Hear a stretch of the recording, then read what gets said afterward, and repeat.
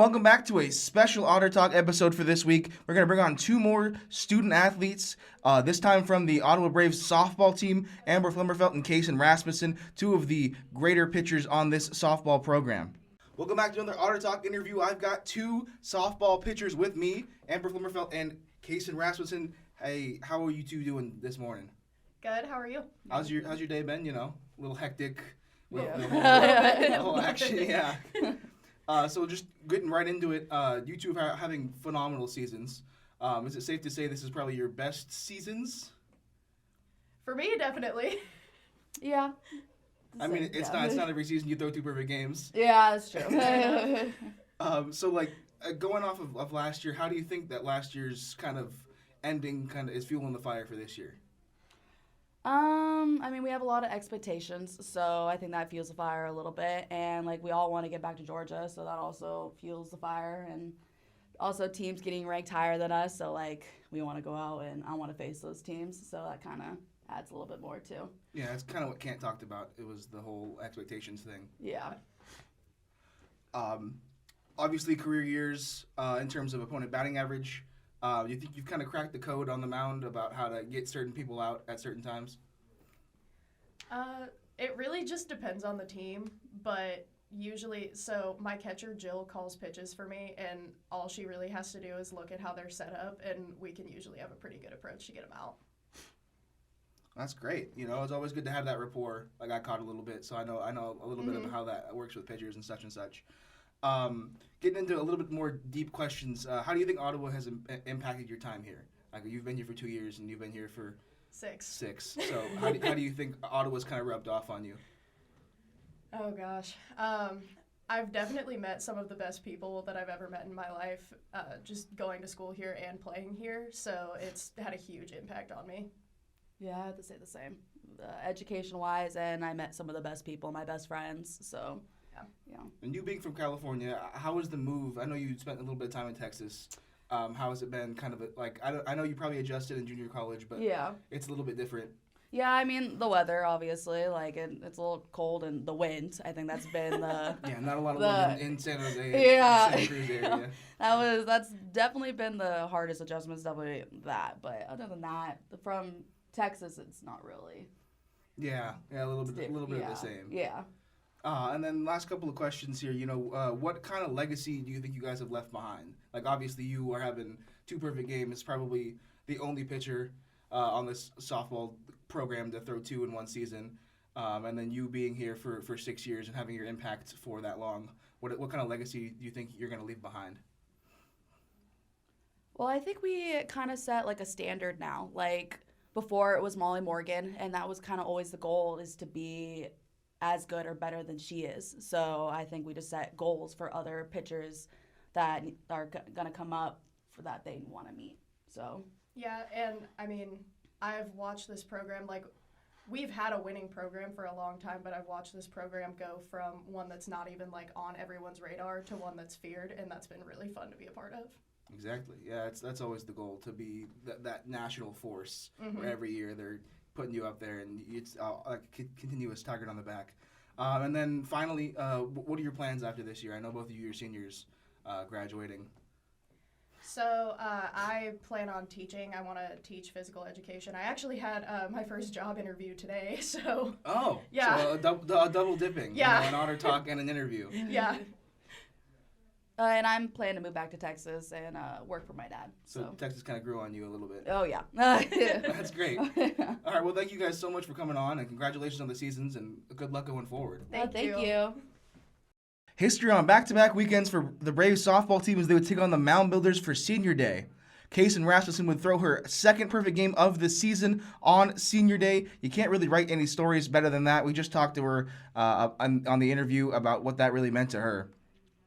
So she would go on to strike out 10 in the 5 innings as her offense would pick her up as well. The Braves would score 9 in the second and 7 in the third as they went on to put up 18 runs on 15 hits. Kelsey Kipps would lead the way offensively, going 3 for 3 with 4 RBIs. The Braves would keep it rolling as the other senior pitcher and Otter Talk guest Amber Flummerfelt recorded the complete game shutout for game number 2. She would only allow 2 hits and strike out 6 as Ottawa would score 8 runs on 5 hits. Justice Rodriguez would lead with 2 hits, and Hannah Copeland would lead an RBI with 3 of her own. After the sweep at home, the Braves would go on the road to take on Oklahoma Wesleyan.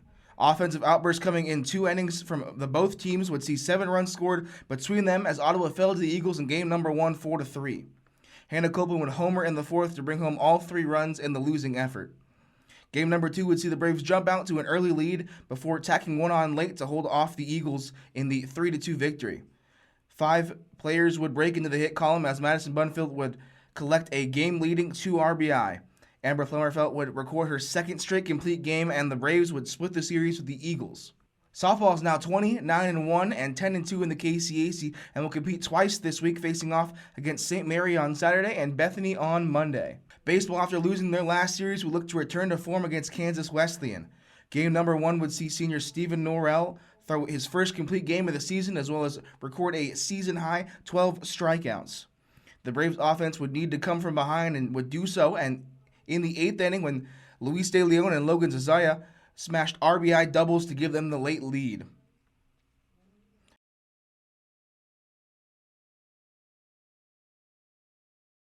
Game number 2 would be the game of the week for Tyler Bryant, as he would get the start for game number 2 and would not disappoint. Going for his 2nd straight complete game and 3rd of the season, Bryant would take a no-hitter into the 6th inning. He would record a season-high 13 strikeouts as the offense would score 2 runs to back him up. The Braves would take this series 2-0 on the 2-0 victory of game number 2, but would look for the sweep going into game number 3. Hector Sepulveda would continue the dominance for the Braves starters as he would go 6 innings, striking out 11 before Creed Jeffers came in to record the save. The Braves would come through again in another close affair, winning 2-1, recording the sweep of the Coyotes on the weekend. After the sweep of Kansas Wesleyan, baseball would host St. Mary for a midweek KCAC matchup. The Braves would rely heavily on their offense in this game as they would put up 16 runs on 15 hits, including 5 home runs and 10 total extra base hits. Jason Hemmerly would have a special moment as he homered for the first time as a Brave. 6 Braves would finish with multi-hit games and multi-RBI performances as 2 pitchers would combine in the 1-run effort. Austin Warfel would go 6 innings, striking out only 2 and allowing 5 hits. Austin Skillhorn would come in and pitch a very clean 7th inning as the Braves would again complete the victory, winning their last 4 games.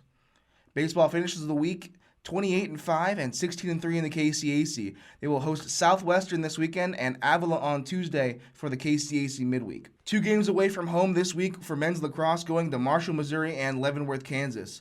Facing off first against Missouri Valley College, the Braves offense would show up in full force as they would put 4 players in the goal category with multi-goal games. The offense would put up 7, 8, and 5 goals in the first, second, and third quarters for a total of 20 goals. Brandon DeMarco would lead the way with 9 goals on 9 shot attempts, and the Braves would score 20 goals for the first time this season in the 20-4 victory. Looking for back-to-back wins, the Braves would travel for Game 2 as well, going on the road to face the Spires of St. Mary. The Spires stood no chance as goals were distributed throughout the team, with 8 Braves getting on the score sheet. Brandon DeMarco would top the goal charts once again with 5, making that 14 goals in 2 games.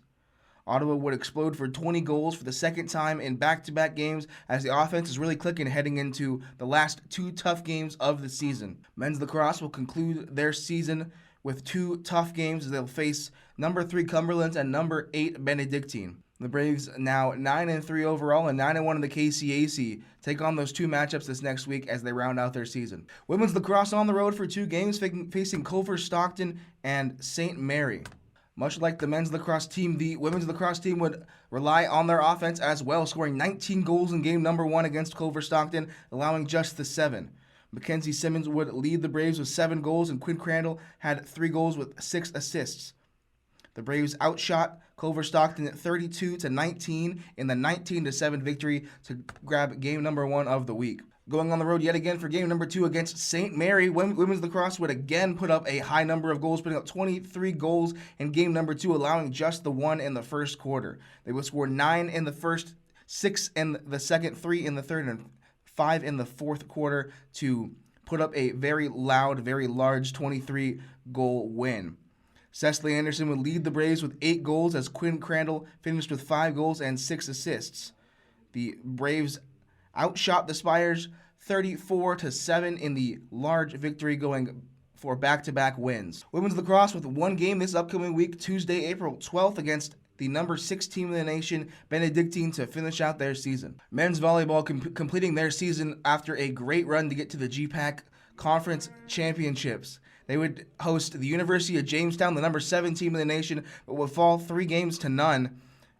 Keeping all 3 games at a distance was Jamestown, winning 25-17, 25-14, and 25-15.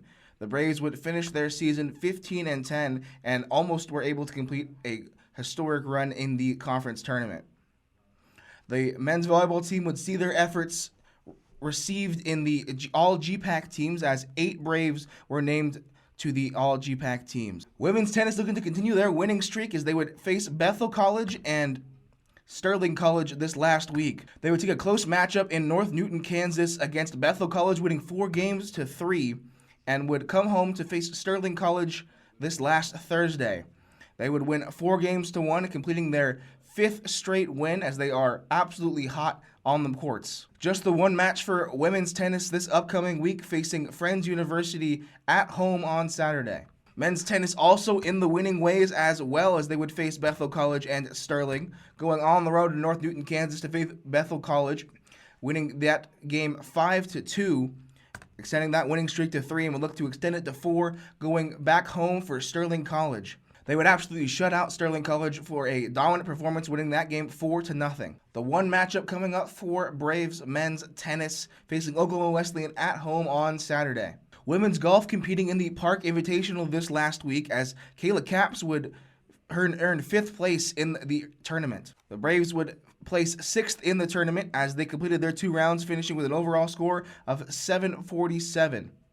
The Braves will compete in their next tournament, April 11th, in Bethany College. That's going to wrap up episode number 16 here on Otter Talk. A huge thank you for Amber Flummerfelt and Casson Rasmussen for coming on and taking time out of their day to come in and provide a great interview. Much luck for them and the softball team going forward. Many teams having home games this week, so let's make sure we go out and support our Braves. For everyone here behind the camera, thank you for tuning in. Please like and share the video. I'm Blake Griffin, signing off.